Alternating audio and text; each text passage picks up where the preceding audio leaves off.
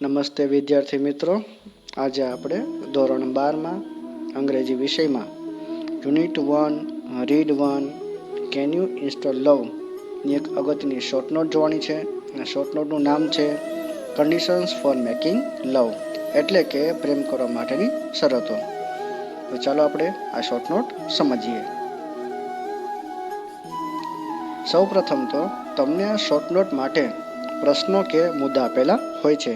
તો ચાલો આપણે તે જોઈએ. સૌથી પહેલા પ્રશ્ન આપેલો છે what is the condition for love, એટલે કે પ્રેમ માટેની શરત શું છે. Which are the hurdles of love, એટલે કે પ્રેમ માટેના વિઘ્નો કયા છે. How can we be gentle, આપણે નમ્ર કેવી રીતે બની શકીએ. When will you feel love for someone, તમને બીજા કોઈ વ્યક્તિ માટે પ્રેમની લાગણી છે એની અનુભૂતિ ક્યારે થશે.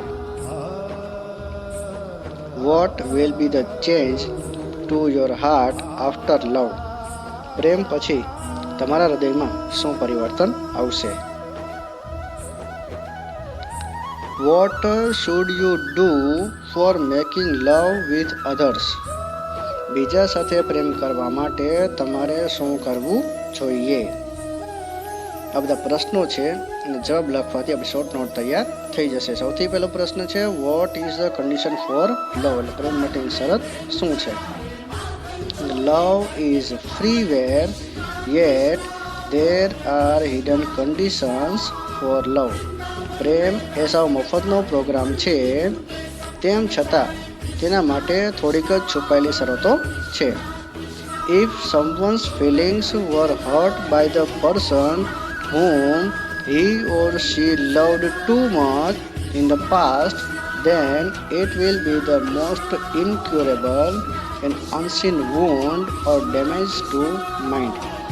હવે જો જ્યારે કોઈ વ્યક્તિની લાગણી છે તે બીજા કોઈ વ્યક્તિ દ્વારા કે ઘવાય છે, તેને ઈજા પહોંચે છે કે જેને તે પ્રેમ કરતો હોય છે ભૂતકાળમાં, તો ત્યારે તે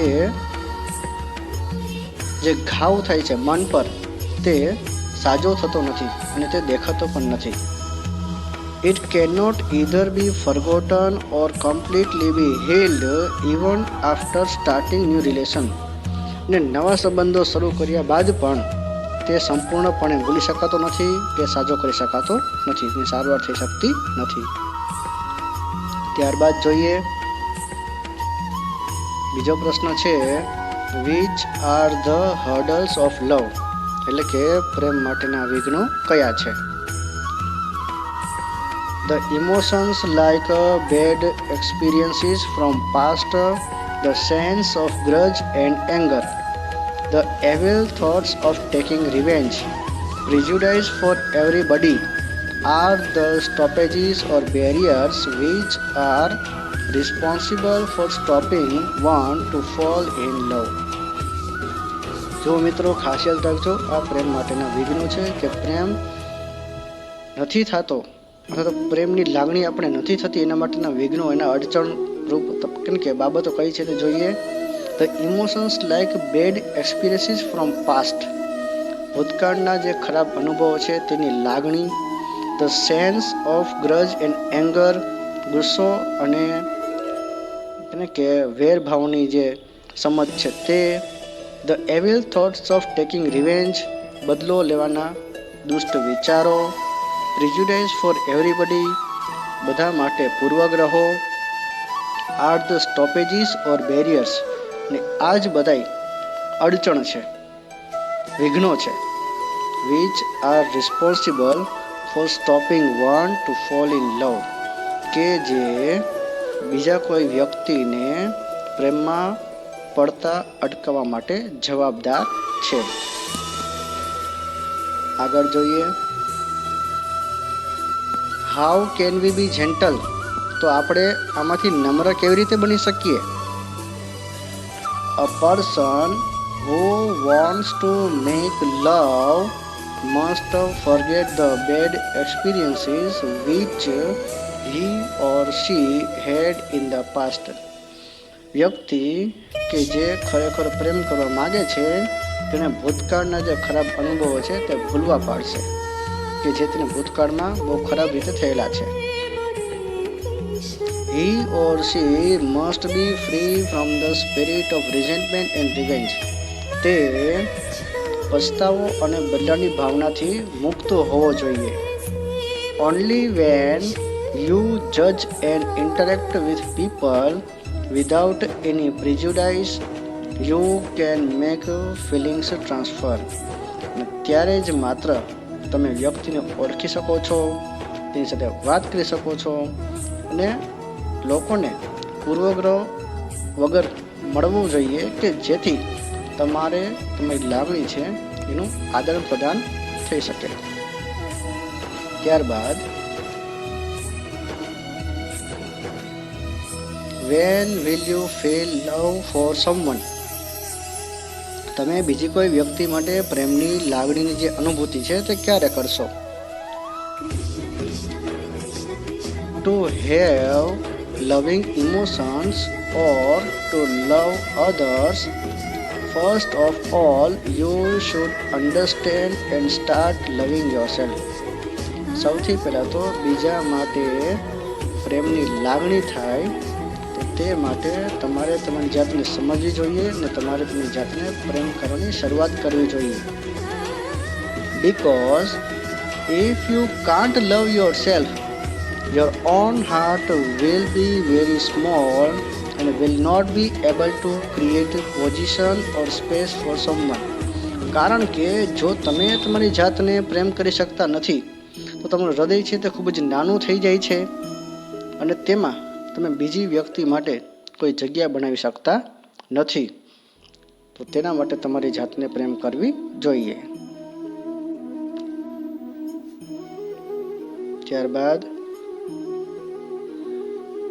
what will be the change to your heart after love? અને પ્રેમ પછી તમારા હૃદયમાં શું પરિવર્તન આવશે તે જોઈએ. First of all, the heart will feel like you are in heaven. સૌથી પહેલા તો તમારા હૃદયને એવી લાગણી થશે કે તમે સ્વર્ગમાં છો. There will be positive thoughts throughout the mind. તમારા સમગ્ર મગજમાં માત્ર હકારાત્મક વિચારો જ હશે. And there will not be any negative thoughts in any corner of the heart. અને હૃદયના કોઈ પણ ખૂણામાં એક પણ નકારાત્મક વિચાર હશે નહીં. All the life and emotions will be reconstructed, having the reinforcement of love in structure. સમગ્ર જીવન દરમિયાન જે તમારી લાગણી છે, જે લાગણીનું બંધારણ છે કે જે તમે તમારા દિલ પર લાગુ કરવાનો છો તેનું પુનઃ બંધારણ થઈ જશે. ત્યારબાદ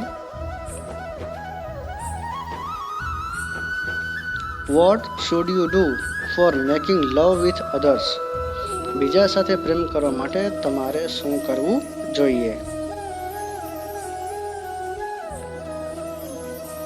You must accept yourself, your good sides, your weak sides, faults of your and mistakes, to be a generous and loving person. તો શું કહે છે? You must accept yourself. તમારે તમારી જાતને સ્વીકારવી જોઈએ. યોર ગુડ સાઇડ્સ, તમારા સારા પાસા જોવા જોઈએ. યોર વીક સાઇડ્સ, તમારા નબળા પાસા જોવા જોઈએ. Faults of yours and mistakes to be a generous and loving person. હવે સાથોસાથ તમારા જે કહે કે વાંક છે, તમારી જે ભૂલો છે એને સ્વીકારશો તો તેનાથી તમે એક ઉદાર અને એક પ્રેમાળ વ્યક્તિ બની શકશો. You must accept others as they are. બીજા લોકો જેવા છે ને તેવા તેને સ્વીકારી લ્યો. And should not try to change them according to your own mindset. અને તમારા માનસિક વલણ પ્રમાણે તેમને બદલવાનો પ્રયત્ન ના કરો. Only then you will be able to make love with others. ત્યારે ને માત્ર ત્યારે જ તમે બીજા સાથે પ્રેમ કરી શકશો. તો આ રીતે મિત્રો અહીંયા શોર્ટ નોટ છે એ પૂરી થઈ છે. તમે જોઈ શકો છો, તમે પ્રશ્ન આપેલા છે. આ પ્રશ્નોના અલગ અલગ જવાબ આપવાથી આપણી શોર્ટ નોટ છે તે પૂરી થઈ જાય છે. તો એક્ઝામમાં પણ પ્રશ્ન આપેલા હોય તો બરાબર સમજીને જવાબ લખવાથી તમારી શોર્ટ નોટ તૈયાર થશે. ફરીવાર નવા વિડીયો સાથે નવા લેક્ચરમાં મળીશું. ત્યાં સુધી આભાર.